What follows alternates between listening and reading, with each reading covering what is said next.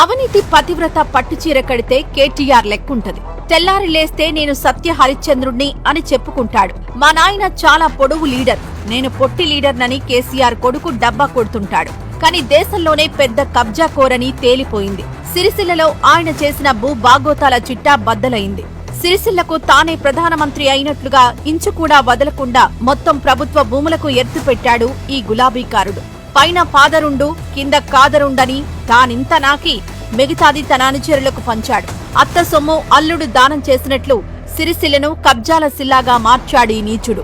ఇంకా చెప్పాలంటే ప్రజాప్రతినిధా లేదంటే ల్యాండ్ గ్యాంగ్స్టారా అన్నంతగా దోచేశాడు చిన్నదొర. నింగి అందలేదు కాబట్టి మిగిలింది. అందుకే నేలంతా టిల్లు దొర అనుచరులు నాకేశారు.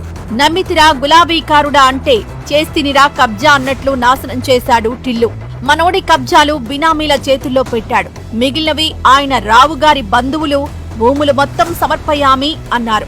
తాజాగా సిరిసిల్ల కలెక్టర్ విచారణకు ఆదేశించడంతో గులాబీ దొంగల కబ్జా రంగులు బయటపడుతున్నాయి. నేను పైన ఉన్నాను, మీరు దోచుకోండని కేటీఆర్ ఇచ్చిన ఆదేశాలు 10 ఏళ్లు బ్రహ్మాండంగా సాగాయి. ఇంకేముంది, జిల్లా మొత్తాన 1000 ఎకరాలు కబ్జాలకు గురైనట్లు అధికారులు గుర్తించారు. ఒక్క తంగళ్లపల్లి మండలంలోనే 1000 ఎకరాల ప్రభుత్వ భూమి కబ్జా అయిందంటే పరిస్థితి అర్థం చేసుకోవచ్చు. అసైన్ భూముల నుంచి గుట్టలు పుట్టలు రోడ్లు ఎక్కడ కాస్త జాగా కనిపిస్తే చాలు దానిమీద గులాబీ జెండా పాతారు. ఒకప్పుడు దున్నేవాడిదే భూమని ఎర్ర జెండాలు పాతేవారు కమ్యూనిస్టులు. కానీ ప్రభుత్వ భూమి ఎక్కడ ఉన్నా మాదేనని గులాబీ జెండాలు పాతి మింగారు నీచ నికృష్ట దౌర్భాగ్యులు. తంగళ్లపల్లి మండలం మండేపల్లిలోని ప్రభుత్వ భూ కబ్జా విషయంలో నేరెళ్ల ప్రాథమిక వ్యవసాయ సహకార సంఘం చైర్మన్ భాస్కర్ గౌడ్ ను ఇప్పటికే అరెస్ట్ చేసి రిమాండ్ కు తరలించారు. ఈయన కేటీఆర్ కు రైట్ హ్యాండ్. ఆ తర్వాత పెద్దూరు సహకారం సంఘం డైరెక్టర్ కేటీఆర్ అనుచరుడు సలేంద్రి బాలరాజు యాదవ్ తో పాటు ఇతర నేతలను పోలీసులు అరెస్ట్ చేశారు.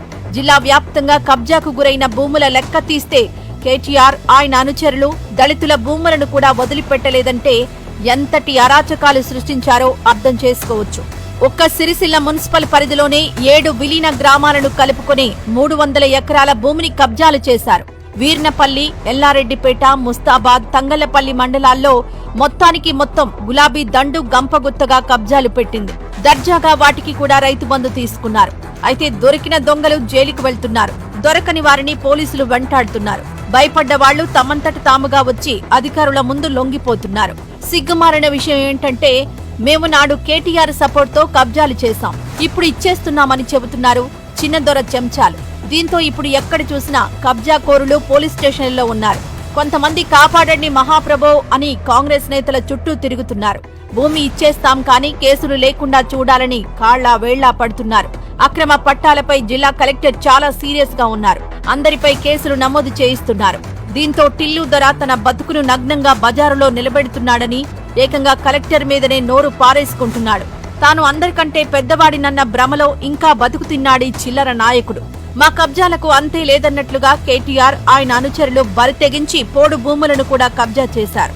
అధికారులకు లంచాలిచ్చి కేటీఆర్ తో ఫోన్లు చేయించి ఫారెస్ట్ ల్యాండ్ ను కూడా రిజిస్టర్ చేసుకున్నారు. పైగా వాటిని అమాయకులకు అమ్మి సొమ్ము చేసుకున్నారు. వీర్నపల్లి ప్రాంతంలో అడవులను కూడా గులాబీ దండు వదిలిపెట్టలేదు. కానీ కాంగ్రెస్ ప్రభుత్వం రాగానే అటవీ భూముల సంరక్షణను కట్టుదిట్టం చేసింది. ఇదే వీర్నపల్లి మండలంలోని మద్దిమల్ల గ్రామంలో 180 ఎకరాల భూమిని గులాబీ చిన్నదొర అనుచరులైన 2 అన్నదమ్ములు కబ్జా చేశారు. వాటిని యథేచ్ఛగా అమ్ముకున్నారు. వాటిపై అధికారులు విచారణ చేస్తున్నారు. ఎందుకంటే ఈ భూమిలో గిరిజనులు ఇన్నాళ్లు వ్యవసాయం చేసుకుంటూ ఉన్నారు. కానీ వారిని భయపెట్టి టిల్లు దొర అండతో వాటిని కూడా లాక్కున్నారు. ఇక కేటీఆర్ ఆయన అనుచరుల లెక్క ఇలా ఉంటే రావుగారి చుట్టాలు కూడా ప్రభుత్వ భూములకు ఎసరు పెట్టారు. తంగళ్లపల్లి మండలంలోని మేజర్ రెవెన్యూ గ్రామ పంచాయతీ సారంపల్లి. ఇక్కడ 100 ఎకరాల ప్రభుత్వ భూములున్నాయి. 464 సర్వే నెంబర్లో 81.28 ఎకరాల ప్రభుత్వ భూమి ఉంది. 2018లో 26.33 ఎకరాల భూమిని ప్రభుత్వ నిర్మాణాల కోసం నాటి తహసీల్దార్ కేటాయించారు. కానీ ఇదే భూమికి ఆనుకొని కేటీఆర్ దగ్గరి చుట్టాలకు భూమి ఉంది. ఇంకేముంది, 2 కల్వకుంట్ల కుటుంబీకులు కేటీఆర్ మద్దతుతో ఒకడు 6 ఎకరాలు మింగాడు, మరొకడు 8 ఎకరాలు మింగాడు. కేటీఆర్ ఫోన్ కొట్టగానే రిజిస్ట్రేషన్ కూడా అయిపోయింది. ఏంటి సిరిసిల్ల ల్యాండ్ గ్రాబర్ కేటీఆర్ లీలలు అయిపోయాయి అనుకుంటున్నారా? ఇంకా ఉన్నాయి. ఈసారి బీసీ బంధును కూడా మొత్తం బీఆర్ఎస్ అనుచరులకే ఇచ్చాడు. పైగా వారి నుంచి ఒక్కో యూనిట్ కు 10 నుంచి 20% కమిషన్ గులాబీ బ్రోకర్లు నొక్కేశారు.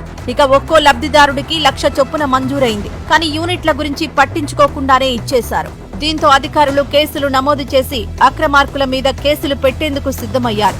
ఎందుకంటే యూనిట్లు లేకుండా డబ్బును సొంతానికి వాడుకున్నారు.